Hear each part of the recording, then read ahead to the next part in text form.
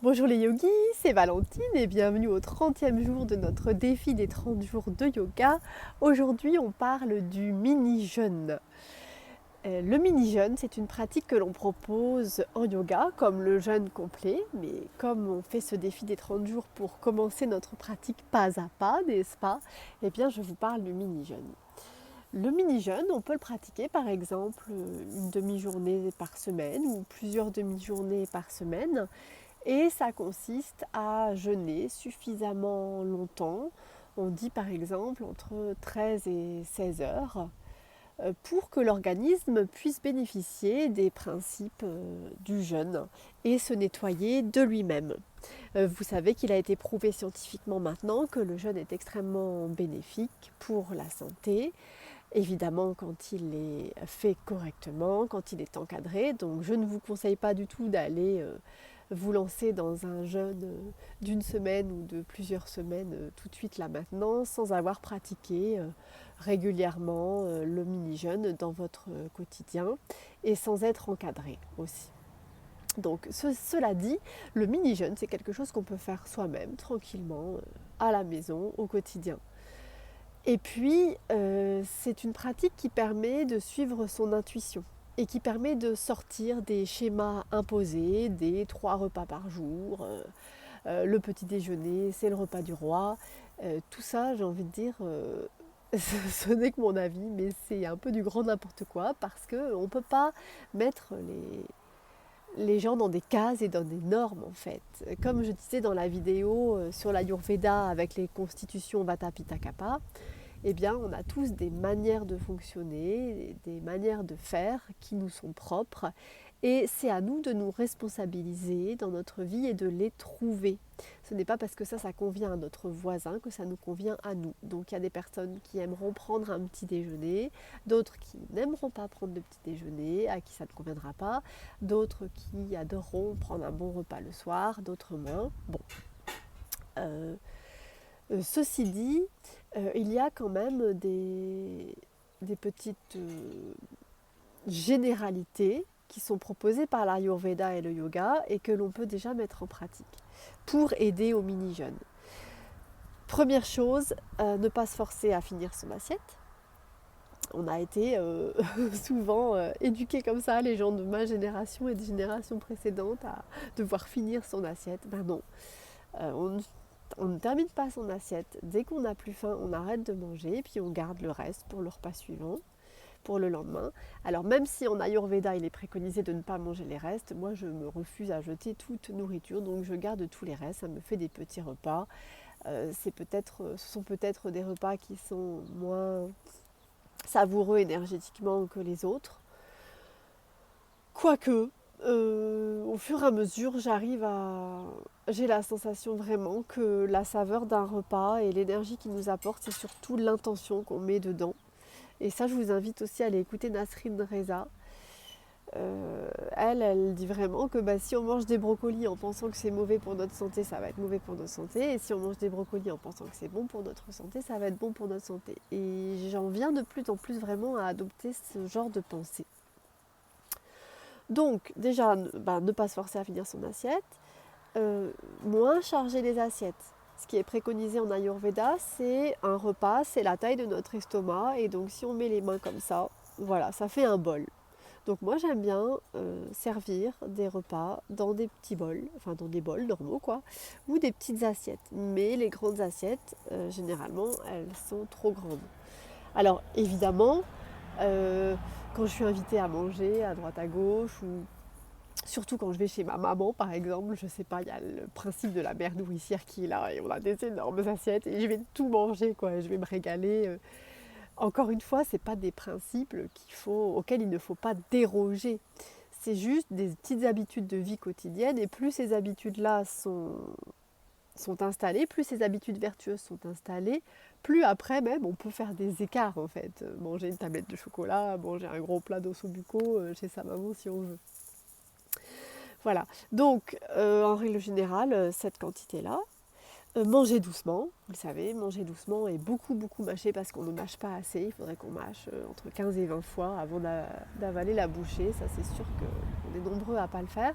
Et pour pouvoir manger doucement, eh ben, c'est bien de manger dans le calme et en conscience de ce qu'on mange. Et pour se placer dans cette ambiance en conscience de ce qu'on mange, eh bien, ça peut être sympa également de faire attention aux produits que l'on met dans son assiette. Et donc en yoga thérapie, on préconise une règle d'or qui est hyper simple en fait à mettre en place, c'est 70% de fruits et légumes. Et le reste, un peu d'œufs, un peu de viande si on n'est pas végétarien, un peu de poisson, des céréales, des sucreries si on a envie, des produits manufacturés si on a envie. Après ça, au niveau éthique, ce sont d'autres réflexions. Mais pour la santé du corps, pour le bien-être, c'est 70% de fruits et légumes. Donc ça se fait facilement en prenant le panier, les produits du marché, des fruits, des légumes frais, tout ce qui n'est pas transformé. Hop, ça fait partie de ces 70%. Voilà, donc ça ce sont les petites règles simples, je pense, à appliquer. Ne manger que si on a faim. C'est pas parce qu'il est midi qu'on est obligé de manger. C'est pas parce qu'on dit qu'il y a un repas le soir qu'on est obligé de prendre un repas le soir. Donc, en ce qui me concerne, moi personnellement, plutôt mon organisation du quotidien, c'est un mini-jeûne tous les matins parce que je ne mange pas le matin et ça m'arrive de manger vers 13-14 heures. Si, quand j'observe par exemple dans cette période de confinement que je ne suis pas soumise à des rythmes imposés par l'extérieur ou imposés par l'intérieur, parce que ça peut être des rythmes imposés aussi par notre famille, nos conjoints, nos enfants. Quand je suis toute seule, je vais jamais manger avant 13-14 heures. Après, donc je vais manger des légumes, voilà. Ou je vais commencer par un fruit à 11 heures par exemple. Et puis après, je vais avoir faim vers 4-5 heures, 6 heures l'après-midi. Et ça va plutôt être une envie de sucré. Donc de nouveau des fruits. Et puis généralement, je vais prendre un goûter, quoi. Je peux prendre un chocolat chaud l'hiver, prendre du pain, du beurre. Puis si je me couche suffisamment tôt, quoi, à une heure raisonnable, quand je suis fatiguée, donc généralement je suis fatiguée à 9h30, 10h, si je me couche à 10h, bah, je ne remange pas. Donc en fait, ça me fait 2 repas par jour qui ne sont pas forcément copieux. Je sais qu'il y a eu d'autres périodes de ma vie où j'ai plutôt fait au contraire 4 ou 5 repas par jour, mais des très petits repas. Ce qu'on pourrait appeler du grignotage, mais quand on parle de grignotage, généralement dans notre société, c'est du grignotage style bounty, un Mars et ça repart, voilà. Mais on peut grignoter régulièrement toute la journée en mangeant des choses saines. Des noix, des avocats, une carotte crue qu'on croque, des fruits, un bout de pain. Voilà, il faut que ce soit varié en fait. Voilà, la troisième règle, c'est que ce soit varié.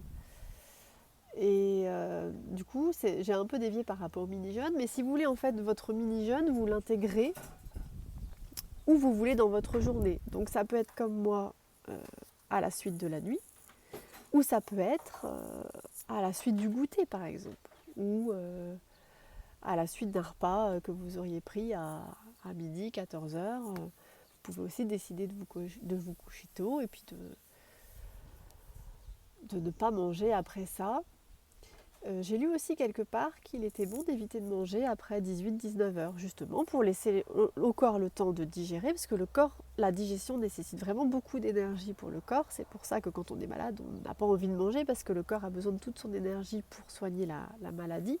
D'où les bénéfices du jeûne. Le corps, s'il n'a pas à s'occuper de la digestion, il va s'occuper de régler des choses dans notre corps qui ne sont même pas encore remontées à la surface et dont on n'a pas conscience. Donc en fait, il s'auto-guérit toutes les semaines, tous les jours, de lui-même en fait.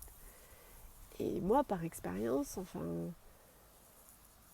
à part vraiment si je me lève très tôt et que peut-être à 10h30, 11h j'ai faim le matin, je vais manger des noix, un avocat, un bout de fromage.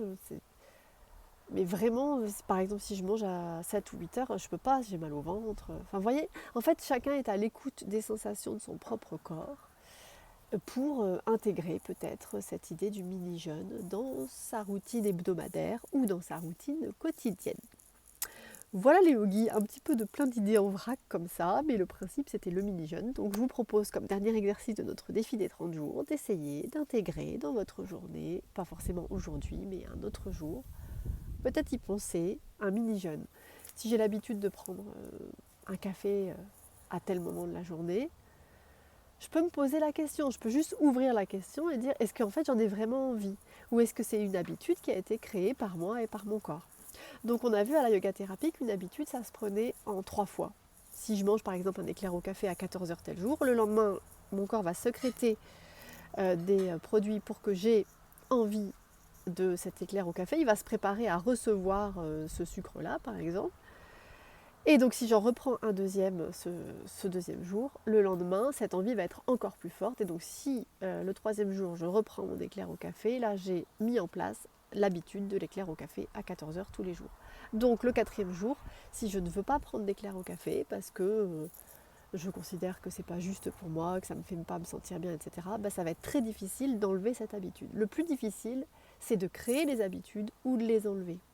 Donc en yoga, on propose d'aller vers la création d'habitudes vertueuses et d'essayer d'enlever des habitudes vicieuses. Voilà, tout simplement. Voilà, ce qu'on peut considérer comme vicieux, quoi. Mais du coup, avant d'ingérer quelque chose dans mon corps, je peux me dire, voilà, est-ce que c'est quelque chose dont j'ai vraiment envie? Est-ce que c'est quelque chose que je sens qui va me faire du bien? Ou est-ce que c'est juste par habitude que je prends ça? Et du coup, l'idée de variété dont on parlait tout à l'heure, ça permet justement d'aller ouvrir le champ des possibles. Qu'est-ce qui a dit qu'un enfant, ça devait boire un bol de lait au chocolat le matin? En Ayurveda, le lait, c'est plutôt préconisé pour le soir, pour calmer avant de dormir. Et si vous faites l'expérience, ça marche en fait. Qu'est-ce qui a dit que les enfants devaient manger des céréales le matin? Sans vouloir rentrer dans la polémique des industries céréalières et laitières, n'est-ce pas? Bon, voilà, c'est un autre débat, mais on peut s'ouvrir un petit peu l'esprit à tous ces questionnements. Je suis certaine que vous le faites déjà. Et puis sans se faire des nœuds au cerveau, juste se dire, ben, moi, est-ce que j'adhère à ça ou est-ce que je n'adhère pas à ça? Et le mini-jeûne fait partie de ces questionnements. Et voilà les yogis, merci d'avoir suivi ce défi. Réintégrer tout ce que vous avez appris dans le défi, dans votre pratique yoga, dans votre pratique yogique, dans votre pratique quotidienne. Et puis je ne manquerai pas de créer un deuxième défi des 30 jours, pas tout de suite, mais dans quelques temps, peut-être dans 30 jours. Je vous laisse un mois pour refaire tout ça, peut-être par exemple. Et puis rendez-vous dans un mois ou deux pour un deuxième défi des 30 jours. Namasté et gardez le mojo.